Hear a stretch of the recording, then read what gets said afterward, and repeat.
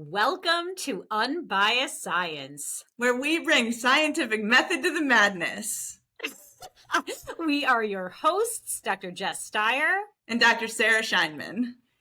And today we are going to tackle a topic that honestly, I feel like I'm going to be doing a lot of question asking and listening to Dr. Scheinman.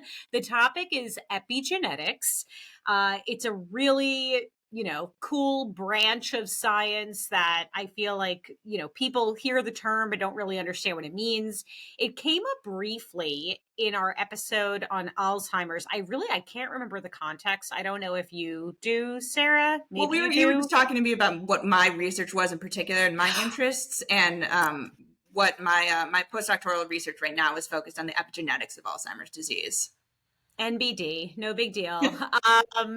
So yeah, and just to be like totally honest, I remember, or I think I said something along the lines of, my understanding of epigenetics was that things in our environment are like turning on certain genes, and you were like, you kind of jumped in, and we're like, well, that's not exactly what's happening.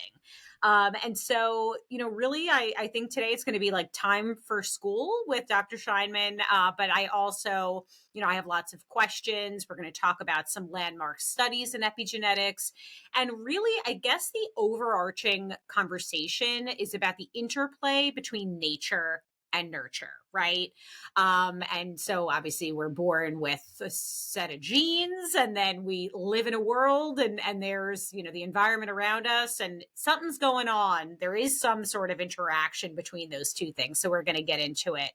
Let me think if there was anything else to set the stage before you sort of jump in with some definitions for us. We know you love a good definition. I do.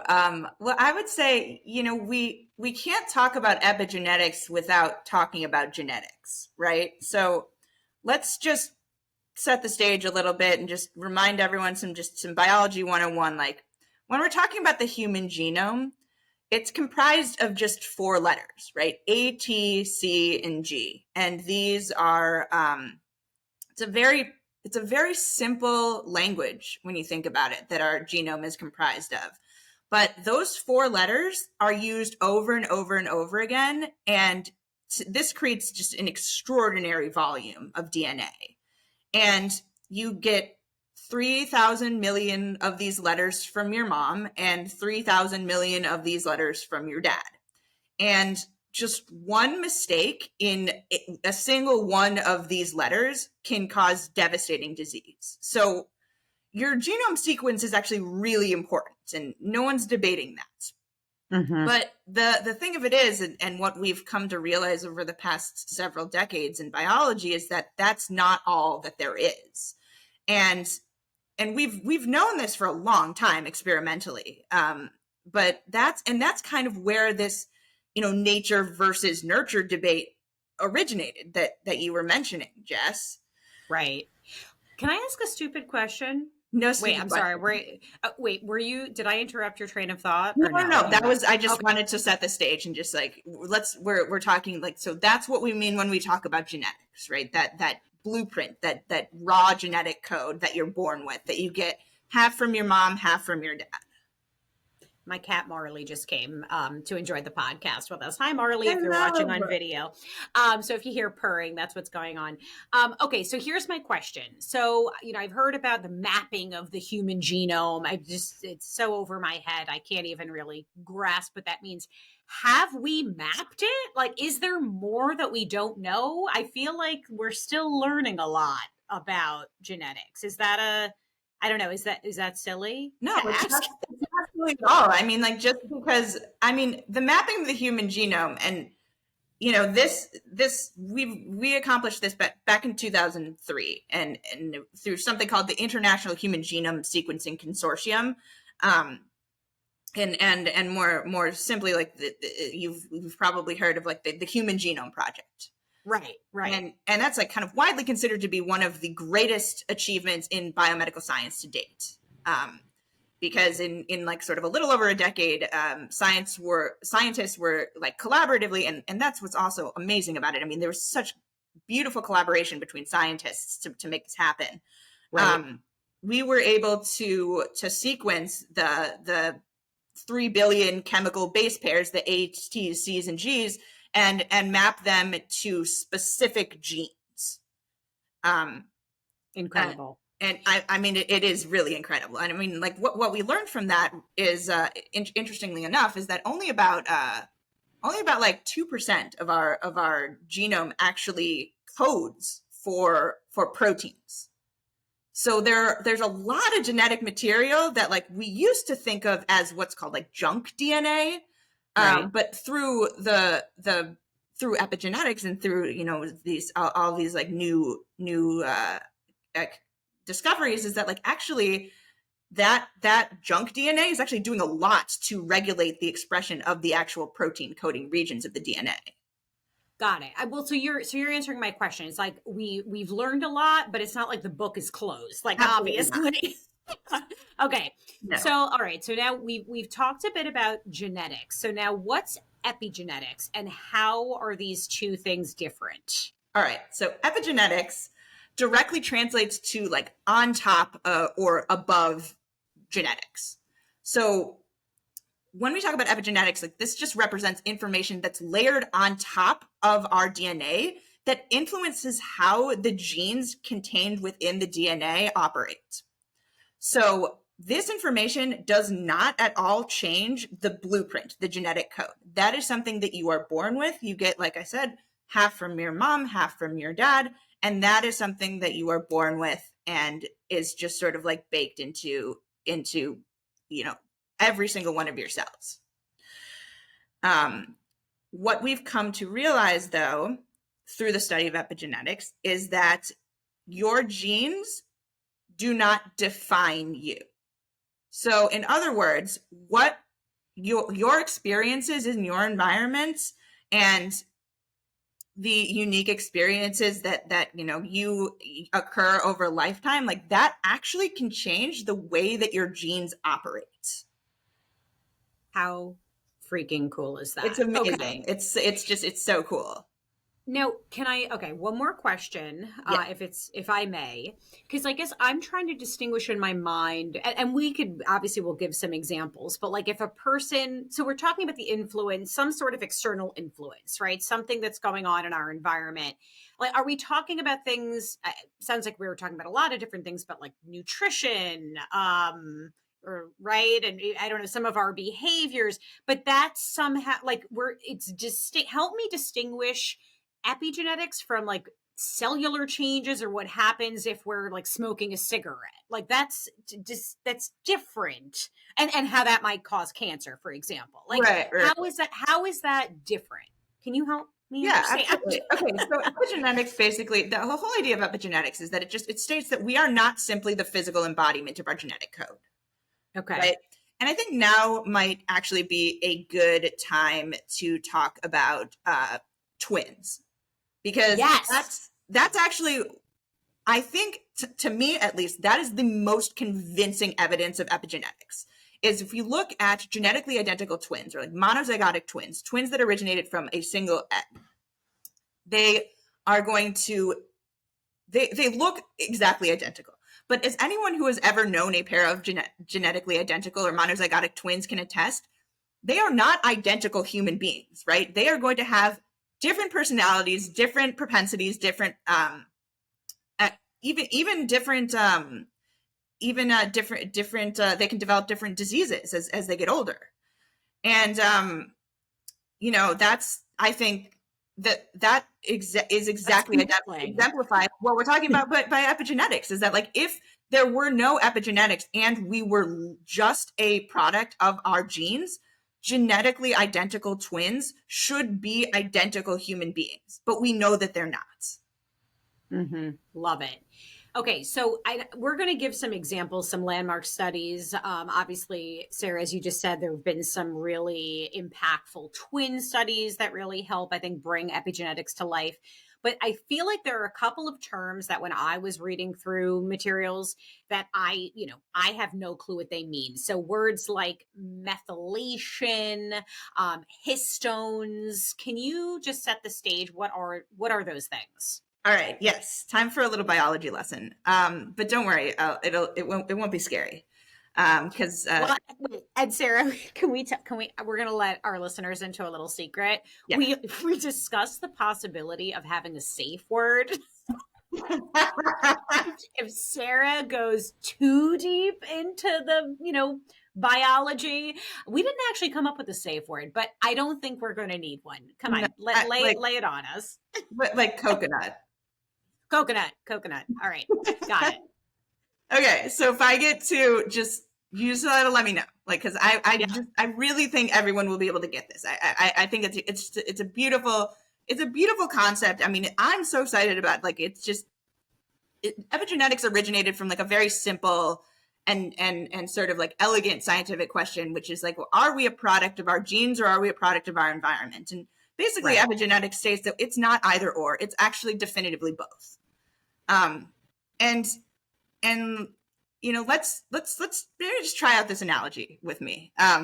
Ooh, we love an analogy. I love an analogy. I mean, I think that's the best. It's just what makes biology so much fun. It's just like bringing it to life with an analogy and just like emphasizing different aspects of scientific processes. I very much enjoy that. All right, so let's think of our DNA as a library full of books. And I love this analogy too because I love reading. A library full of books, okay? And each book, so the library contains all the instructions for making a human being. And each book represents a different gene. And each book represents a different gene that codes for a specific trait. So that's height, hair color, eye color, attached earlobes, like these traits that, physically make up who we are. So we can consider epigenetic markers as like bookmarks that are placed in specific parts of the book to sort of indicate which sections that we should be reading or focusing on. And also conversely, like which sections that we should just ignore. So when we put a bookmark into the book, that's what is called for turning a gene on for expression, like epigenetic activation of the gene. So that's when you put a bookmark in the book that highlights the part of the gene that should be expressed or turns on. And then the parts of the book that don't have bookmarks, like those are the parts that can be sort of ignored and turned off or not expressed. Are you with me so far? I'm with you. Okay. No coconut. Keep going. Yeah. Okay. All right. So we're going to extend the analogy.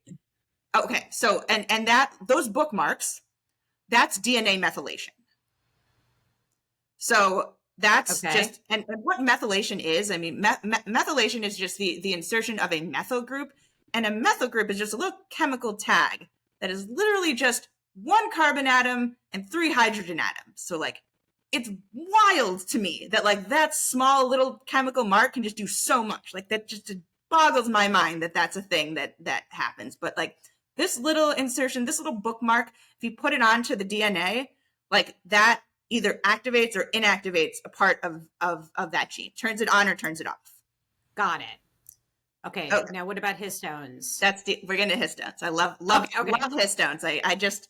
I just wrote a paper that just got accepted for publication about histone. Oh my gosh! Congratulations! Thank you. Yeah, it's in Alzheimer's disease, but I digress. That's not what we're going to be talking about today. Okay, so but what are histones, right? So histones. Okay, we can think of histones like the covers of books, and if we think of like a brand new hardcover book, that's kind of going to be harder to open, right? Mm-hmm. Because it's got like a stiff cover.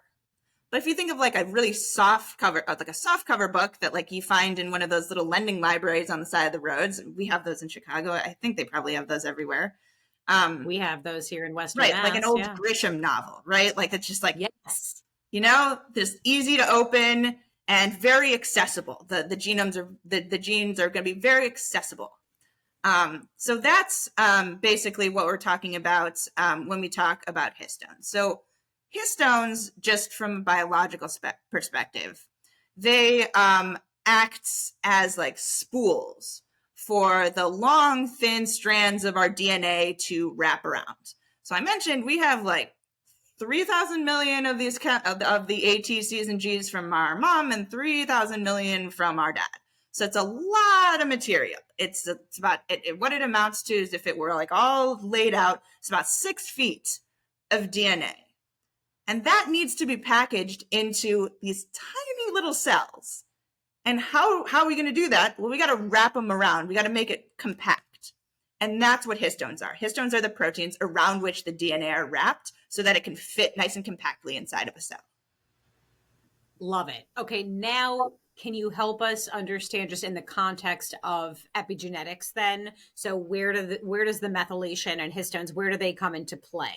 Is it, so you're saying like something externally is impacting the methylation and histones, and then that is then impacting gene expression? Correct. Or am I, okay. No, that's 100% right. But an important point too is that these these epigenetic modifications can be regulated both externally, right, by our experiences in our environment, but also internally. And that's what's really cool about epigenetics as well, and what we've come to realize recently, is that epigenetics also plays a role in what's called cellular differentiation, right? So we have about 200 different types of cells in our bodies, right? Like not all cells are the same, right? Like the cells that make up my hair are different than the cells that are in my brain, are different than the cells that are in my heart. All of these different cells. And they all do different things. So how does a cell, but all of our cells in our body contain all of the genetic code, right? That's why, like, if you're getting a DNA test, you could do a cheek swab and it'll give you all of the DNA. Okay. But the cells in your cheek are not going to be expressing the same genes as the cells in your heart because they're not heart cells. Like, they don't need to. But it still has all of the genetic material in there. Okay. I think I got it. So now, and tell me if I'm jumping ahead too much, but I'm trying to understand and maybe bring to life how some, let's say, I don't know, environmental factors could influence gene expression. Like, what are we talking about? You mentioned nutrition. That was just like one example. So like, yeah, diet, but also what about like stress? Just to I don't know, be transparent. I've often thought about epigenetics. I'm the granddaughter of Holocaust survivors. So I'm like, okay, could the trauma that my grandparents experienced, could that have somehow impacted who I am? Even though, like, I don't know. I'm spitballing here. But can we, like, what does this look like? Like, let's talk more. Sorry, Marley, can you please get settled? Like, what is like real world? What is epigenetics in the real world? Like, help bring this to life for us. Yeah, absolutely. So I think what you alluded to was something called transgenerational epigenetic inheritance. And that's a little controversial, I will say. Because a lot of the experiments that have suggested that this might be the case occur in very controlled laboratory settings using genetically identical laboratory mice. And this is very, it's very easy to manipulate certain conditions within controlled laboratory settings. So just to maybe give an example of like what you were talking about of this maybe transgenerational inherited trauma specifically, there was one study in laboratory mice that were trained to fear a very pleasant sort of fruity odor. So mice have very large olfactory bulbs, so they're very sensitive to odors. Like that is their primary way of communicating with the world is through smell. So these mice were trained, they were given a sort of a mild, very mild electric shock. And basically what the experiment showed was that this fear of the odor was passed down to their children and grandchildren. Wow, that's wild. That's so interesting. Okay, sorry, go on. Oh no. But that's a very controlled setting, Right, right? right. These mice were genetically identical, and they were Mm-hmm. kept in cages under like fixed light dark cycles, fixed diets, and but in the real world, when we're talking about humans, there are just so many different confounding factors. And I mean, like, Jess, you know this because you Mm-hmm. do all this kind of research with human subjects and population data. And you know that it's so different, right? When you're talking Yep. about humans than if you're talking about lab animals. 1,000%. And the tricky thing with humans is, you know, it's we can't always control for all the confounders, right? We do our best to find proxies for variables and try to control for things using, you know, statistical models, but it's imperfect, as you said. It's very, very different than a preclinical study in a lab done on, yeah, on genetically identical mice. So very, very good point.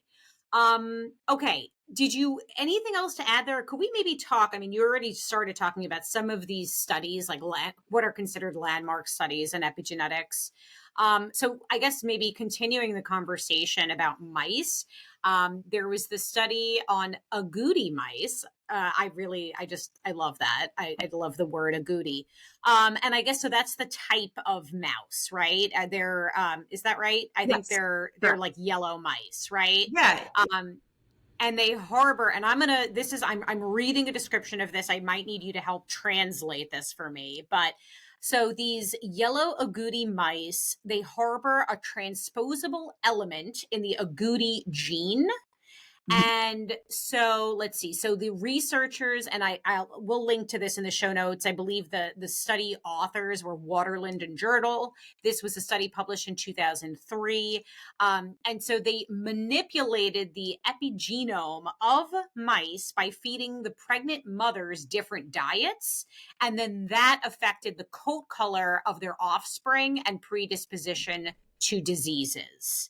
And so, just more specifically, the mice whose mothers were fed diets rich in methyl donors. So, I guess this has something to do with the methylation that you were yep, discussing yep, previously. 100%. So we're talking about, I guess, folic acid is a methyl donor. So the mice whose mothers were fed diets rich in methyl donors had offspring with normal coat colors and lower risk of obesity and diabetes. And I guess the takeaway was that diet during pregnancy could affect the epigenome of offspring and alter disease risk. Yep, Uh, absolutely. And okay. what's really cool about the agouti mice is that it gives you a very specific genotype to phenotype, like 1-to-1 ratio, because like this gene specifically, the agouti gene, when it's expressed or when it's turned on, right, when there are those bookmarks present, then the mice are yellow. And then if it's turned off, then or a lower level of expression, then the mice are brown. So cool. Okay. So then moving on, and I'm probably going to mispronounce, is it Frega or Fraga? Um, do we know? I'm so sorry if I'm mispronouncing it, but there was a study published in 2005. It was the identical twin epigenetic study. And so this study examines epigenetic differences in identical twins over time. So it was a longitudinal study. The researchers looked at DNA methylation and histone modification patterns, and we now know what that means thanks to you, Sarah, in pairs of twins, both young and old. And they found that while twins are epigenetically similar early in life, that older twins show significant differences in epigenetic markers. And these changes impact gene expression and help explain how different traits can arise from the same genetic background. And they were looking at things, by the way, some environmental factors like diet, lifestyle, and stress. So I thought that was really interesting. I don't know if you have anything to add about that or any comments on that study.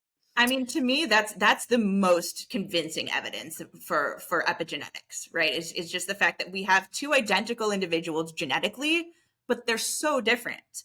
And Mm-hmm. what's cool about this study is that there were multiple different time points that they looked at. So Right. they looked at epigenetics in childhood, and like these young twins, they were pretty epigenetically similar.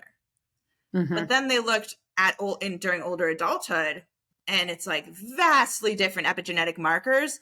And this, we think, is the reason why twins are different. It's just these epigenetic differences due to just different experiences in life, different environmental factors, different diets, different exercise regimes, like different interactions with different people. I mean, all of these things we're coming to learn can absolutely shape the way that our genes are expressed. And I think this was one of the first longitudinal human twin studies, because some of the other landmark studies were done as we were discussing, in mice and rats, in a preclinical lab setting. So this was very cool. Now, this next study, I'm curious. I know you have some thoughts on it, and I want to hear more. So it's the Dutch famine birth cohort study. So I'll give a little bit of an overview, and then I want to hear. I want to hear your thoughts. But so this was a study that explored the long-term effects of prenatal exposure to famine. So this was during World War II, during the 1944 to 1945 Dutch hunger winter. And it was a study on epigenetic markers and health outcomes in offspring. And so the researchers found that individuals who were in utero during the famine exhibited changes in DNA methylation and increased susceptibility to chronic diseases like cardiovascular disease, diabetes, and obesity later in life. So tell us, Sarah, what is you have an issue with this? I mean, it's not even so much of an issue. I mean, like it is like it is evidence. Yeah. But I just, because I kind of alluded to this already, is like human lives are not as easily controlled Right. as they are in lab studies in the type of work that I do. And it's like we're not looking at genetically identical individuals. We're looking at genetically different individuals. And it's like there are just so many different confounding factors that could have contributed to all of these differences that we're seeing in the study that it's really hard to say, to pinpoint exactly, like, yes, this is due to epigenetics. Got it. Oh, I love that. That's Absolutely. the only thing, is that, like, I mean, That I'm not is the saying thing. it's not the case, or Right. I disagree with the findings. It's just I take it with a grain of salt. I think what you're actually doing right now is really highlighting a larger conversation on research design and study design, and how there really are pros and cons to all of the different study designs, right? And so, to your point, these very controlled lab studies, they obviously have their benefits because they are so controlled. We have so much control over the variables, which limits the introduction of bias and confounding and all that good stuff. But there are also downsides to that. I mean, obviously, we're also looking at mice and rats versus humans. So if we want to look at humans, then we're turning to different types of studies, and there's obviously an introduction of bias. So love that. There's one other study that I just wanted to highlight. This one I thought was really cool. This is the NASA twin study. I believe this was published in 2019. And so the study involved astronaut twins, so Scott and Mark Kelly. And Scott spent a year in space as an astronaut, whereas Mark stayed on Earth. And so basically, researchers just compared the effects of space travel on gene expression and epigenetics. And while the overall genetic makeup of the twins, of course, remain the same, they found that Scott's epigenetic markers, including, again, DNA methylation and gene expression, changed significantly during his time in space. And some of the changes reverted after his return to Earth, but others persisted, which suggests long-term impacts of space travel on epigenetic regulation. I just thought that was so cool. That is cool, but like again, and like my skepticism alarm is going off, because it's like, if you exposed twins to two different any two different experiences, whether that be like one of them climbs Mount Everest and the other one sits on the couch for a week, and like, or like what I don't know, like one of them eats just blueberries every day, all day, every day, and then the other one just eats Cheetos. I mean, any sort of manipulation, like long-term manipulation like that, like, is absolutely going to have a differential effect. So it's just it's difficult to say for certain, like, that's also, it's an N of one, right? It's one set of twins, right? Right, And right. just going back to the Dutch famine study for a second, I would be much more likely to believe those results if all of the people in that study were genetically identical. I mean, which they aren't. I mean, people are not lab rats, but like if they were, I'd be much more likely to believe the results. Okay, now, do you have any commentary on the role of epigenetics in mental health? Like, I'm just wondering, do we know anything, any connection to conditions like depression or anxiety? I mean, I know we touched briefly. It sounds like there's maybe some controversy in our understanding of, what did you say it was, intergenerational trauma? Yes. Do we have any understanding or any data studies on the role in mental health? Yeah. I mean, there definitely are. We do know that epigenetics plays a role in a number of disease states, whether physical disease states or mental health. Conditions such as depression definitely do have a genetic basis, and there are certain genes that will predispose you to developing conditions such as like major depressive disorder or generalized anxiety disorder. But then there are certain experiences that people can have across their lifetime that would sort of kick those genes into gear or like epigenetically activate them in ways that are definitely, it can definitely not just be attributed to the genetic code itself. Got it. Okay, that makes sense to me. Because I think well, I guess that makes total sense, right? Because there is likely a genetic, not likely, we know that there's a genetic component to the development of mental health. And so we're talking about genetic expression. So why would that not impact mental health? Right. But it's not a 1-to-1 ratio. Like we haven't identified like the depression gene where like if you have that gene, you will develop depression. So that I think is definitely can definitely be attributed to epigenetics. And there are other disease states too, such as certain cancers that we know are epigenetically regulated as well. There's a certain so when a tumor suppressing gene is epigenetically silenced, we know that this can contribute to the spread of cancer cells or the tumor progression or resistance to cancer treatments.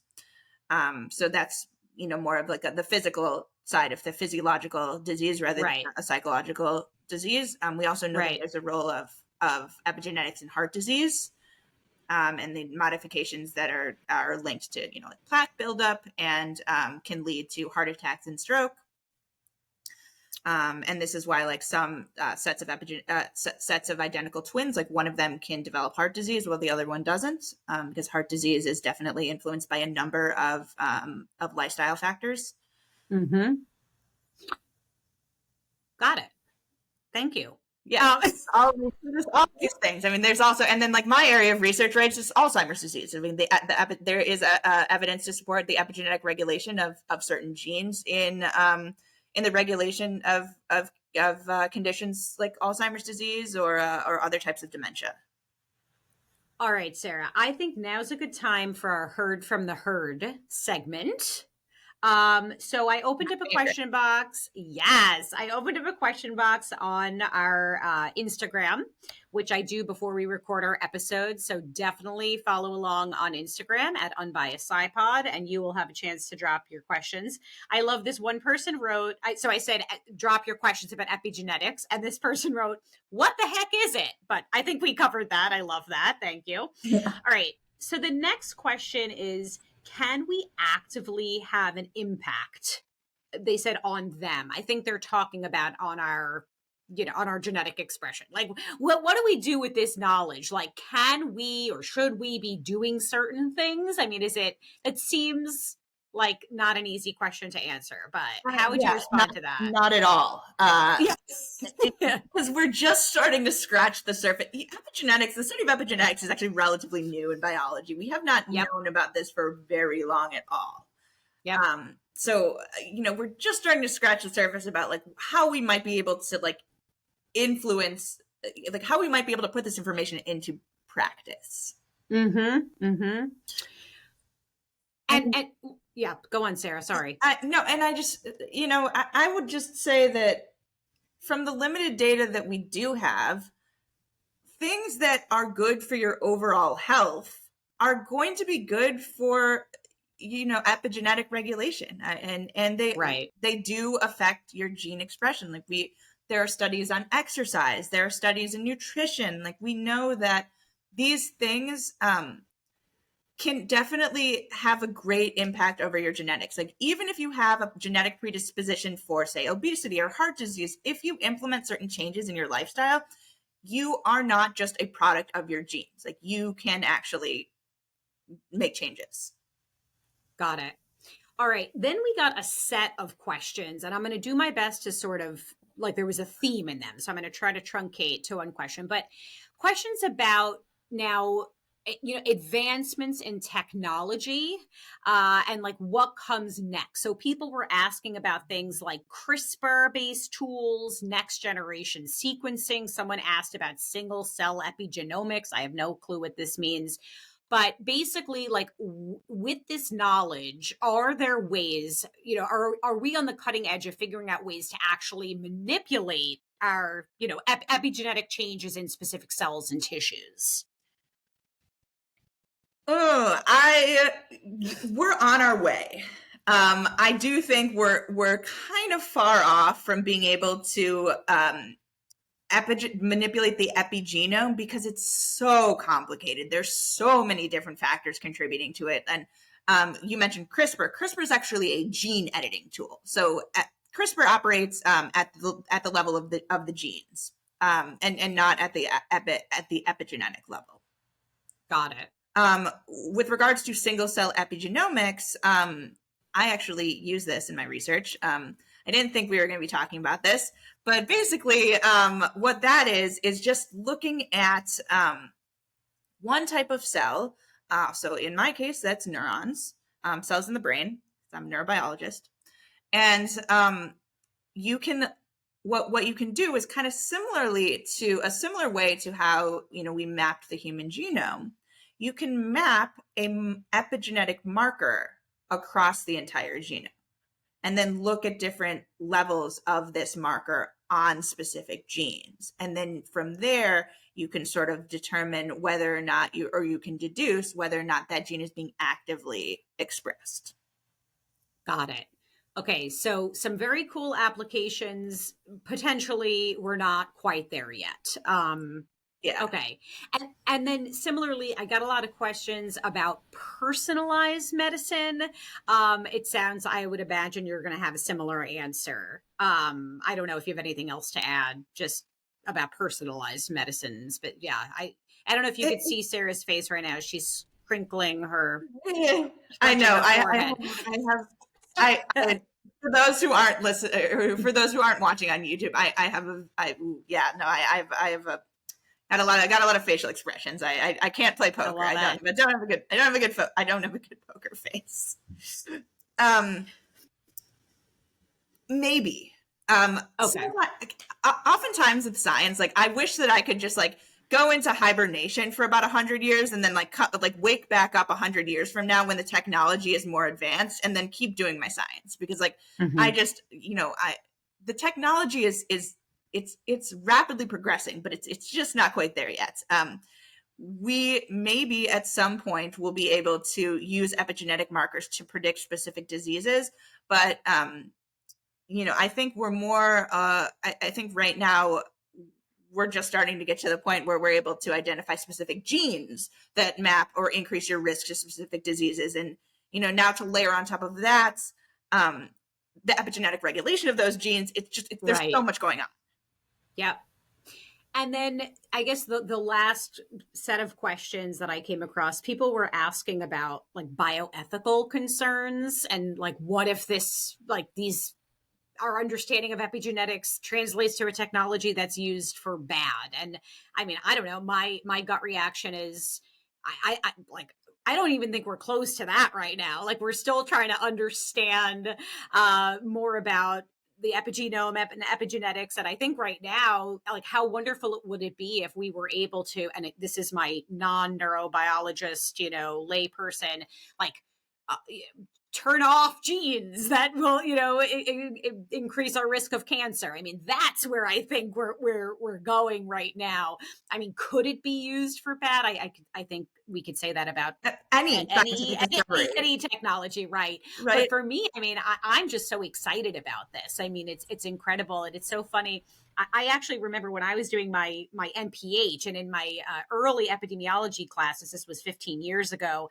We were like, it was this epigenetics, like it was this so cool. But that's really where our knowledge stopped. It was like, there's this cool frontier, the new frontier in science, and we're really understanding. I feel like it's a cool link, actually, Sarah, between my world and your world. Like, 100%.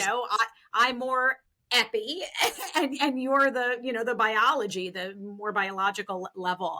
It's so cool, and so I think it just, again, it just drives home. And I'm sorry, I'm going to make just a quick data science reference. When we're building models like regression models, logistic models, we add variables, and the whole thing is adding in variables that we think are having an impact on an outcome.